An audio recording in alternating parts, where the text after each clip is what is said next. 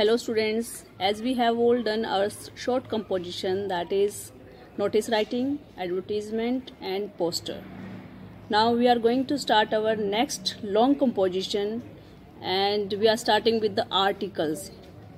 You have done in your 10th class also. So let's start our article writing. What is an article? An article is an objective piece of composition on a specific subject. जैसे आपको पता है कि एक particular subject के ऊपर होता है article. It is written to inform और इंस्ट्रक्ट. किसके लिए होता है? किसी चीज़ की इन्फॉर्मेशन देनी है या किसी को हमने इंस्ट्रक्ट करना है, इंस्ट्रक्शंस देनी है, उसके लिए होता है ये. It requires a careful research and planning. While you are writing the article, you must inquire everything about that particular point, particular topic. The writer of the article should possess thorough knowledge of the subject. जिस subject के ऊपर वो article लिखा जा रहा है उस writer को ये रिक्वायरमेंट रहेगी कि वो उसको थोरो नॉलेज हो, उसकी कंप्लीट नॉलेज उसको हो, जिस पॉइंट के ऊपर लिख रहा है वो, जिस टॉपिक के ऊपर वो लिख रहा है. तो यहाँ पर कुछ useful tips to write an article हैं. तो let's start. Collect points related to the topic. Article must have 3 paragraphs. आपको पता है जैसे पैराग्राफ इंट्रोडक्शन से स्टार्ट होगा, एक्सपोजिशन होगा, देन कंक्लूजन्स हो गए. नेक्स्ट है use simple language and short sentences.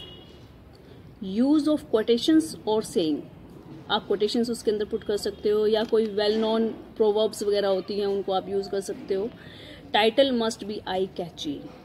This is must because title है उसके अकॉर्डिंग ही वो रीडर का मन करेगा पढ़ने का आपका कि आई कैची होना चाहिए वो. Keep an I on every point. जितना भी आप लिख रहे हो वो आपको पता होना चाहिए कि आप क्या लिख रहे हो, उसके अंदर उसका क्या इंपॉर्टेंस है. Must have conclusion. और लास्ट में आपने पूरा टॉपिक आपने बता दिया, अगर आपने कंक्लूजन नहीं निकाला उसका तो आर्टिकल आपका ठीक नहीं रहेगा. So here is the format of article. So format of article is, first is heading, catchy, okay, then byline, one line skip, then start the content in 3 or 4 paragraph.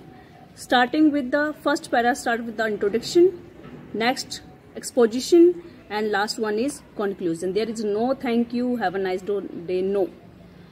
And the mark scheme will be, it will be of total 10 marks. Format 1 mark. Content 4 marks. Expression which include grammatical accuracy and style, writing style का आपका क्या रहेगा, ideas, of 5 marks.